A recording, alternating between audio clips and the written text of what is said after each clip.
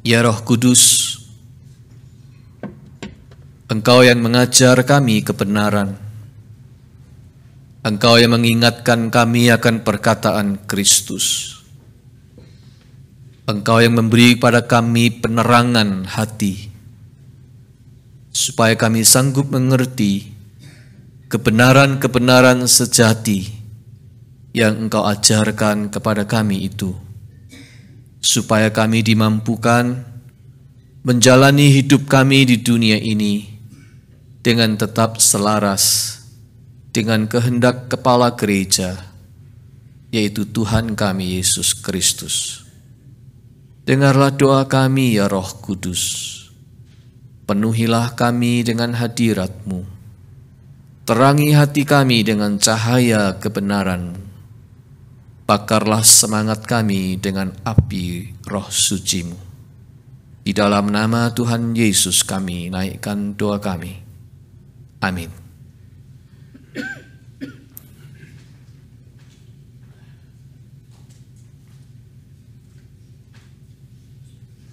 Bacaan kita pada hari ini, saudara, dari surat Rasul Paulus kepada jemaat di kota Roma, yang terdapat dalam kitab Roma pasal 15 ayat 1 sampai dengan 7. Saya undang jemaat untuk bangkit berdiri dalam selama pembacaan firman Tuhan.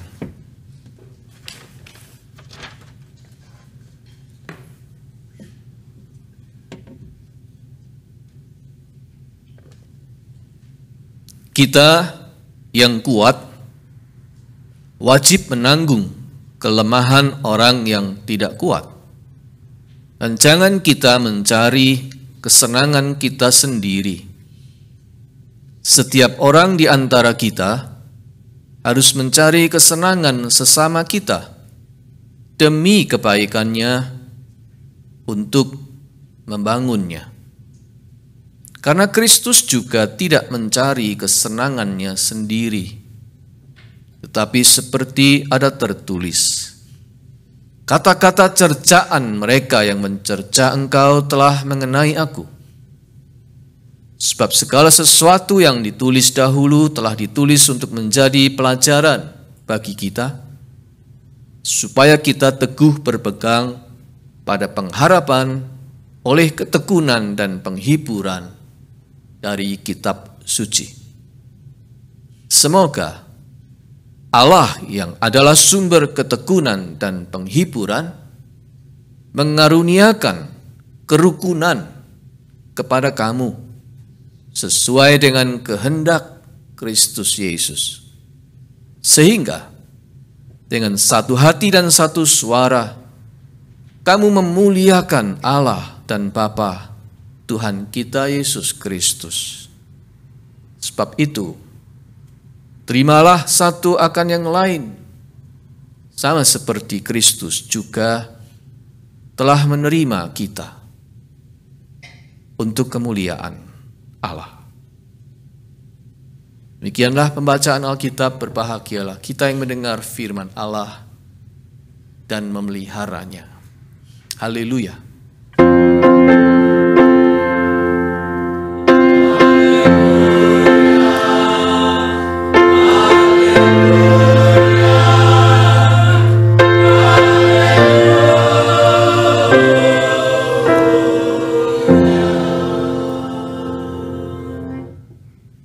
Jemaat, persilakan duduk kembali.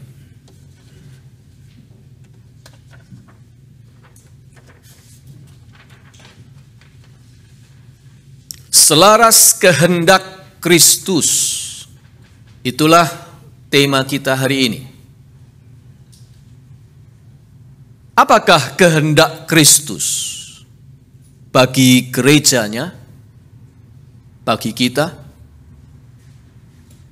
Yang pasti, saudara-saudara, kehendak Kristus adalah supaya gereja berada atau hidup dalam harmoni, live in harmony, hidup rukun, bersatu, seperti yang ditulis Paulus di ayat 5. Semoga Allah yang adalah sumber ketekunan dan penghiburan mengaruniakan kerukunan kepada kamu sesuai dengan kehendak Kristus Yesus. Itu sebabnya tadi kita juga menyanyikan lagu tentang kerukunan dari Mazmur 133.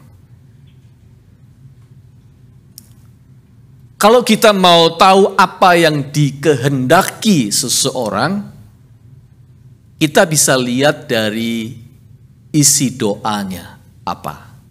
Apa yang ia doakan, apa yang sungguh-sungguh didoakannya, disitulah terletak desire-nya atau kerinduan hatinya. Injil Yohanes, saudara-saudara, mengcapture doa Tuhan Yesus dalam satu pasal penuh di Yohanes 17. Dan di situ Yesus berdoa untuk gerejanya supaya mereka semua menjadi satu. Yohanes 17 ayat 21. Itu doa Yesus untuk gerejanya. Berarti itulah desire-nya. Karena itu yang ia doakan. Ia menghendaki supaya gereja guyup bersatu supaya hidup rukun. Namun, justru disitulah susahnya. Sejarah membuktikan, fakta-fakta berbicara, gereja itu sering menjadi ajang orang bersih tegang. Lagu Gereja Bagai Bahtera di pelengkap Kidung Jemaat 105, ada juga di NKB. Di bait keempatnya berbunyi begini. Gereja bagai bahtera, muatannya penuh, beraneka manusia yang suka mengeluh, yang hanya ikut maunya, mengkritik dan sok tahu, sehingga bandar tujuan menjadi makin jauh. Itu syair bait keempat dari lagu Gereja Bagai Bahtera. Gereja sering menjadi tempat orang bersih tegang, kumpulannya orang yang suka complaints, tetapi sok tahu. Gereja menjadi tempatnya orang ribut, sangkarnya yang disebut anak-anak Tuhan bertengkar. Perpecahan demi perpecahan silih ganti di mana-mana. Terjadi perpisahan yang menyakitkan, permusuhan 7 turunan. Bahkan tidak seorang pun dari kita yang tidak mewarisi perpecahan gereja. Kalau kita nggak mau ngaku, Anda orang Reformed, Anda orang Protestan, ya, orang-orang Protestan adalah produk dari sebuah perpecahan gereja, bukan? Jadi kita semua ini anak cucu keturunan gereja yang pecah. Oleh karena itu, dengan rendah hati sebaiknya kita akui fakta yang menyedihkan ini. Tapi sambil tetap menyimpan sebuah tekad untuk rukun. Kerukunan haruslah menjadi doa, menjadi cita-cita, menjadi harapan, menjadi wish dari setiap orang Kristen. Betapapun tidak mudahnya jalan menuju ke sana. Memang lebih mudah dinyanyikan, tetapi amat sukar direalisasikan. Tetapi tetap itu harus menjadi doa dan menjadi perjuangan kita. Mengapa? Sebab itulah kehendak Yesus. Itulah yang selaras dengan kehendak kepala gereja, Yesus Kristus. Dia mau kita ini rukun bersatu. Sekarang pertanyaannya, apa yang menyebabkan kita ini enggak rukun? Apa yang menyebabkan gereja itu tidak rukun? Saudara sekalian, salah satunya ini. Kekristenan, bahkan semua agama, itu pasti bersangkut paut dengan keyakinan, convictions. Sekalipun beriman sama, satu iman, tetapi orang bisa punya keyakinan yang berbeda-beda. Di zaman Rasul Paulus, jemaat di kota Roma punya kasus konkret yang menarik kita perhatikan.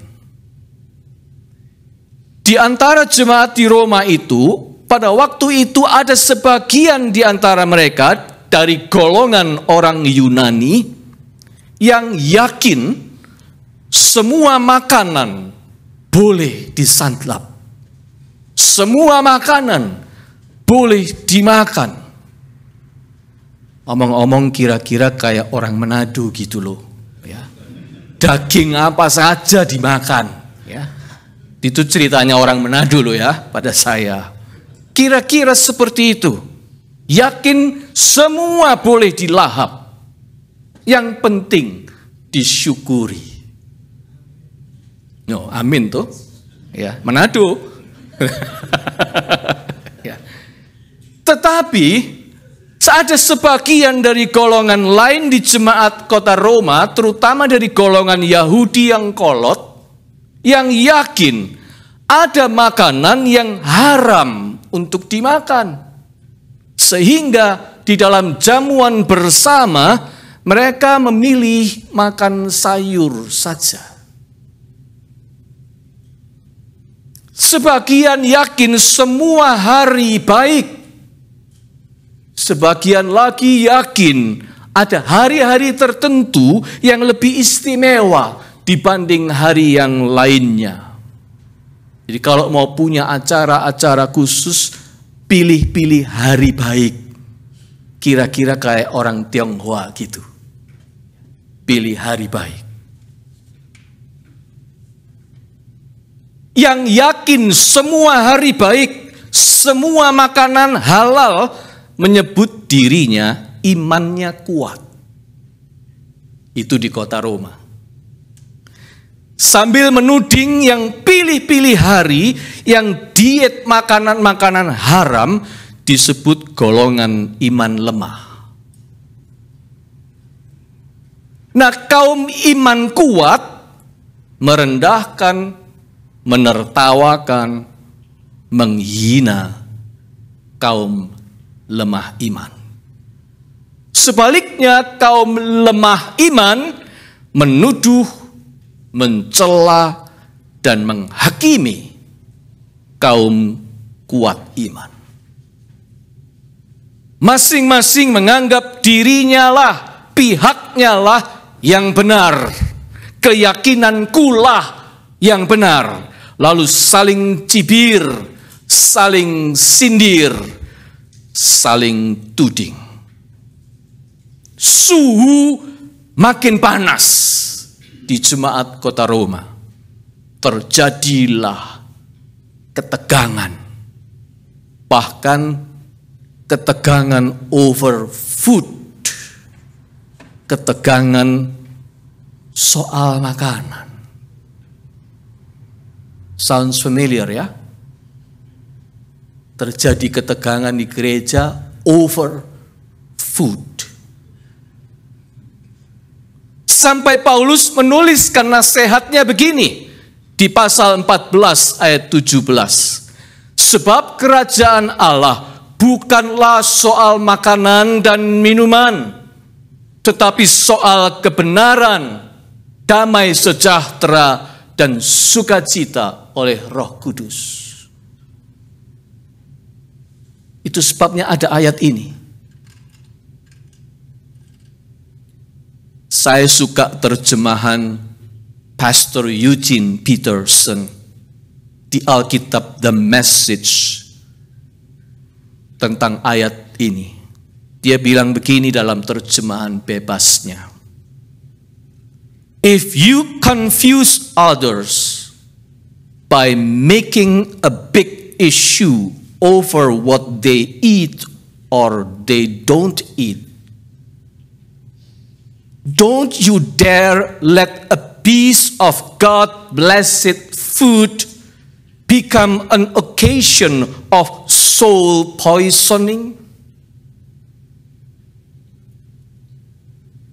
God's kingdom isn't a matter of what you put in your stomach, for goodness' sake, kata Paulus. Makanan yang seharusnya kau syukuri, malah kau jadikan ajang saling meracuni jiwamu.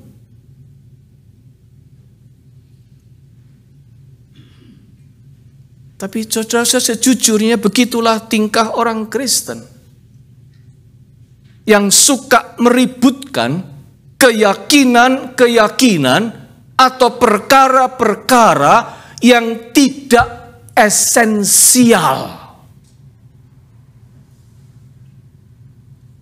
Ribut over sesuatu yang tidak esensial. Itu yang membuat gereja enggak rukun.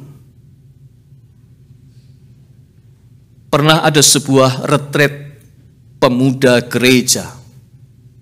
Retreat pemuda gereja yang terjadi keributan soal lagu yang mereka nyanyikan. Kebetulan lagunya tentang makan. Makan, sudah lapar, makan bersama. Itu nyanyian mars untuk waktu mau makan. Mestinya dinyanyikan gembira bersama-sama. Tapi itu jadi keributan. Mengapa? Karena di ujung liriknya berbunyi begini. Apa yang kita lakukan harus di dalam Tuhan, agar kita semua sukacita. Nah, sebagian peserta retreat menyanyikannya begini. Apa yang kita lakukan harus di dalam Tuhan, agar kita semua suka makan. Pemuda saleh-saleh protes dan marah. Lagu rohani kok diplesetkan, dibuat mainan dosa. Pemuda sedikit uraan menganggap, why are you mad? We just make fun of it out of our gratitude. Orang sukacita jadi suka makan. Kan? Dasar Farisi. Ributlah jadinya soal lagu makan. Padahal esensialkah itu untuk dipertengkarkan?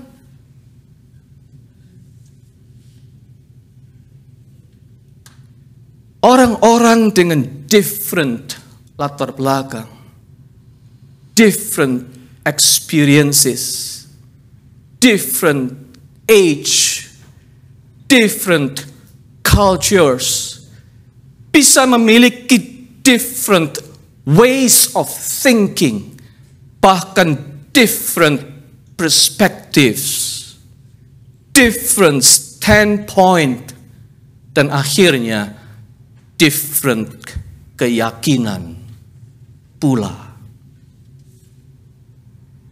Manusia itu amat banyak aspeknya yang membuat kita bisa berbeda-beda. Mengapa tidak dibiarkan saja masing-masing menghidupi keyakinannya menurut kata hatinya, lalu semua saling menerima dalam keberbedaan dan tetap rukun sebagai saudara seiman. Itulah message, pesan pastoral yang ingin disampaikan Paulus di sini. Mengapa kau tidak hidup dengan membiarkan saja masing-masing punya keyakinan itu menurut kata hatinya, tanpa usah harus bertengkar tentang itu, dan tetap rukun sebagai saudara saling menerima dalam keberbedaan.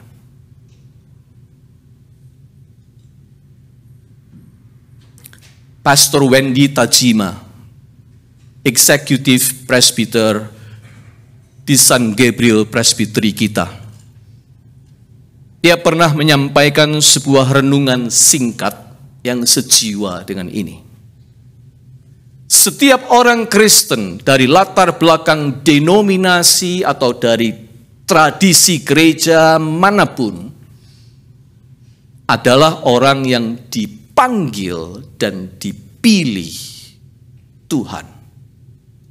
Yohanes 15 ayat 16, bukan kamu yang memilih aku, tetapi akulah yang memilih kamu, kata Yesus.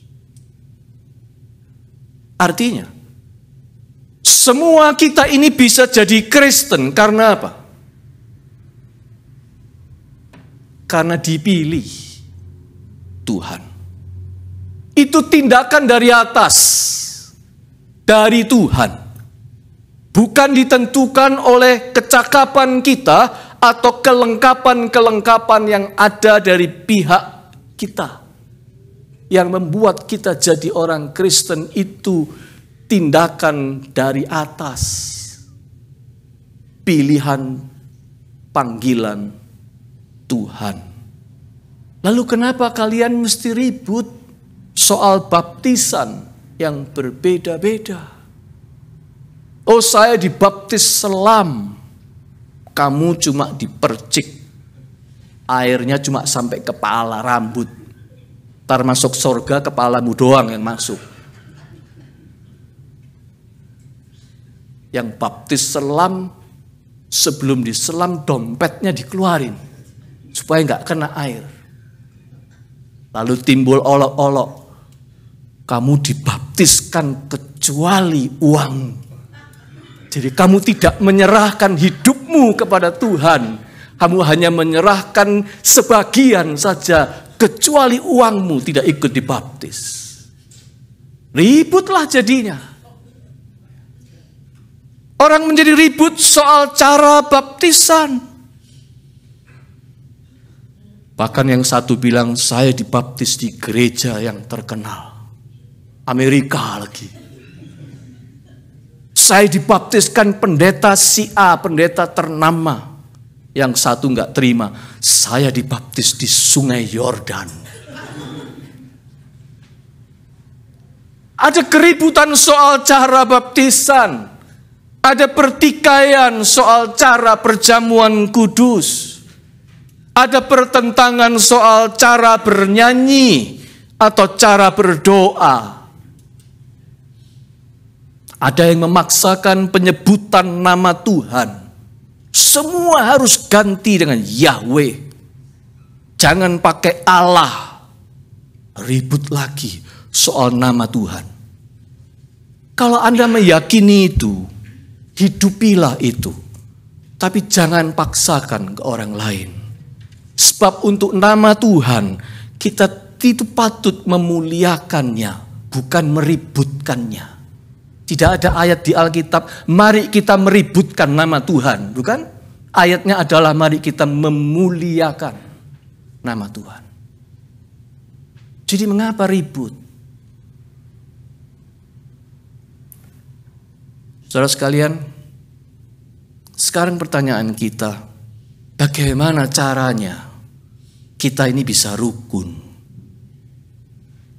Pertama-tama, bersatulah dalam keyakinan dan perkara yang esensial, yang hakiki. Bersatulah dalam soal-soal yang esensi. Jangan meributkan yang tidak esensial. Apa yang esensial itu? Di dalam kekristenan, saudara-saudara, yang esensial itu adalah the goodness of God. Kebaikan dari pihak Tuhan. Kasih dan anugerah Tuhan yang membuat kita berpaut pada Yesus. Pada kematian dan kebangkitannya yang menyelamatkan kita. Itu yang esensial. Itu yang membuat Anda dan saya selamat bumi dan akhirat. Bersatulah pada penebusan di Bukit Kalvari itu.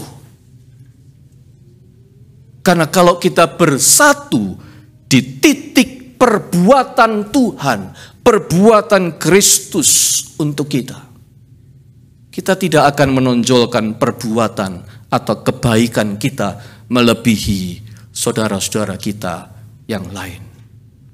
Tidak, karena yang esensi itu adalah kebaikan Kristus untuk kita semua. Itu yang esensi. Bersatulah di keyakinan itu. Lalu bagaimana dengan keyakinan dan perkara-perkara yang tidak esensial? Yang di situ kita justru sulit untuk bersatu. Bagaimana?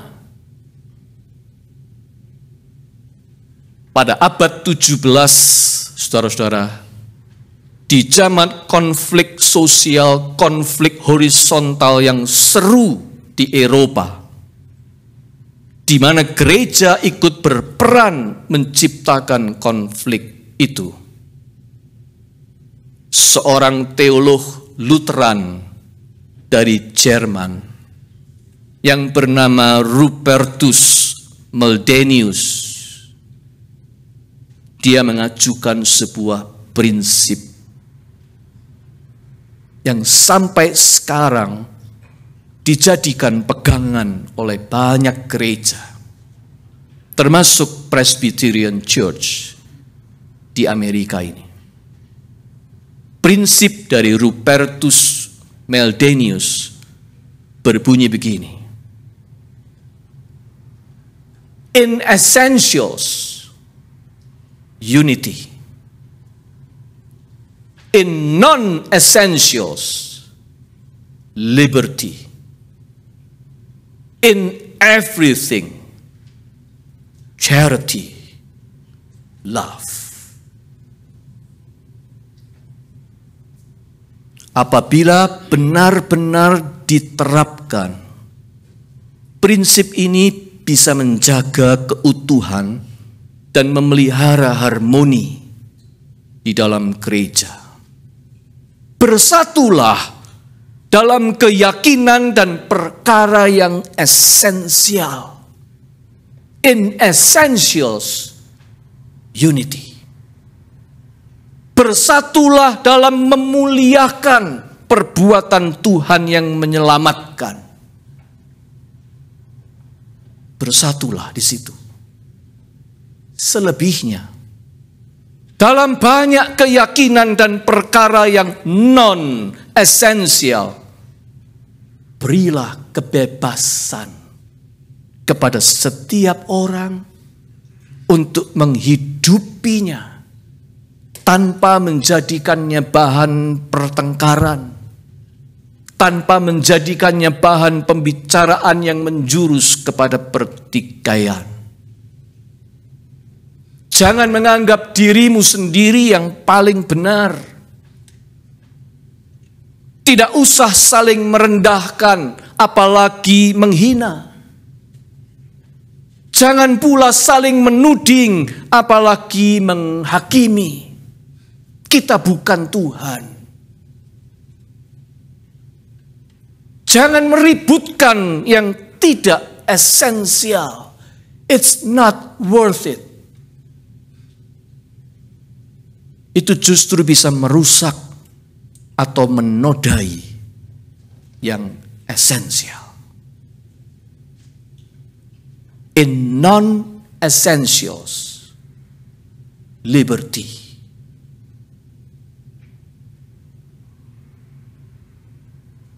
Dalam hal yang tidak esensial, berikan ruang kebebasan kepada orang lain untuk mengekspresikan dirinya secara otentik. Sepanjang itu tidak merusak tatanan bersama kita sebagai gereja. Milikilah keluasan hati untuk orang-orang yang berbeda dengan diri kita. Presbyterian Church memberi ruang yang bebas untuk masing-masing gereja punya cara berliturgi sendiri. Sekalipun ada patokan-patokan utama, tapi variannya begitu banyak dan masing-masing gereja bebas untuk mengekspresikannya. In non-essentials, liberty. Saya pernah datang di persidangan presbiteri. Lalu kita diajak doa bersama. Ada seorang peserta dari latar belakang gereja Pentakostal yang doanya pakai suara keras. Kadang-kadang keluar bahasa rohnya. Tapi dia tidak diusir. Dia tidak dihardik. Dia tetap ada di situ. Bahkan suatu waktu ketika dia meninggal, Pastor Wendy bercerita sedikit tentang siapa orang itu dan mengapresiasi perannya dalam presbiteri. Dia sedikit berbeda, tetapi tetap dia bagian dari keluarga BCUSA.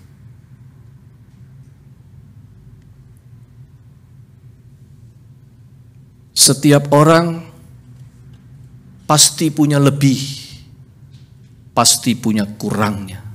Tidak ada yang sempurna. Anda juga tidak sempurna. Jika kau menikmati kelebihan orang itu, terimalah juga kekurangannya. Fair, bukan? Sama seperti dalam keluarga. Semua anggota keluarga harus saling menerima baik kekuatannya maupun kelemahannya. Bagian yang menyenangkan kita maupun bagian yang menjengkelkan kita harus diterima utuh. Kalau kita mengasihi, itu artinya kita mengasihi utuh. Itu sebabnya Alkitab bicara, kasih itu endure banyak hal, menanggung banyak hal. Di dalam hal-hal yang esensial, yang non-esensial maksud saya, kita harus membiasakan diri untuk bersikap toleran, untuk bisa bilang it's okay. Bilang it's okay itu tidak mudah loh saudara-saudara, kalau itu sungguh keluar dari hati. Itu namanya toleran. Sekalipun kita tidak setuju kita tidak sepakat, kita tidak bersejalan, tetapi kita bisa bilang, it's okay. Kalau orang Tionghoa bilang, cincai. Cincailah. Artinya saling menerima. Seperti Kristus menerima kita. Sebab itu Paulus berkata di ayat 7. Sebab itu terimalah satu akan yang lain, sama seperti Kristus juga telah menerima kita. Jangan biasakan sedikit-sedikit mencela, sedikit-sedikit tidak bisa terima, sedikit-sedikit menghakimi. Benar kata Bunda Teresa, kalau kita itu terus menghakimi sesama kita, kita tidak sempat mengasihi. Ya, Bunda Teresa betul. Kalau Anda terus menghakimi orang itu, Anda tidak punya kesempatan untuk mengasihinya. Kapan kau mengasihinya? Karena kau terus menghakiminya. Kalau itu yang terjadi di dalam gereja, saudara-saudara, itulah yang membuat gereja menjadi tidak rukun. In non-essentials, liberty. Bebaskanlah orang untuk mengekspresikan dirinya secara otentik, dan kita tetap bisa berkata, we are brothers, we are sisters in Christ. Sebab pada akhirnya kenapa kita penting jangan suka menghakimi kau tak sempat mengasihi. Karena pada akhirnya yang terutama in everything, charity, love. Yesus itu bukan cuma minta kita mengasihi saudara kita, tapi kita mengasihi seperti Dia mengasihi kita. Jangan lupa itu. Klaus itu penting. Mengasihi orang lain seperti Yesus mengasihi saya. Mengasihi dengan kasih-Nya Kristus. Artinya kita menerima satu sama lain seperti kita diterima oleh Yesus. Bahkan ketika kita tidak bersetuju, kita berbeda, tidak sepakat dalam soal-soal yang non-esensial, kita tetap bersaudara, tetap bersatu di dalam perkara yang esensial, tetap bersatu suara dan satu hati memuliakan Allah. Dan akhirnya kita membungkus, membalut semua keberbedaan tadi yang tidak esensial itu, kita ikat dengan tali yang bernama love. Bind us together, Lord, with cord that cannot be broken, and that cord is love. In essentials, unity. In non-essentials, liberty. In everything, charity, love. Itulah kalau kita mau berjuang menjadi gereja yang selaras kehendak Kristus, yang rukun. Semoga GKI LA sekarang dan seterusnya adalah gereja yang rukun. Amin.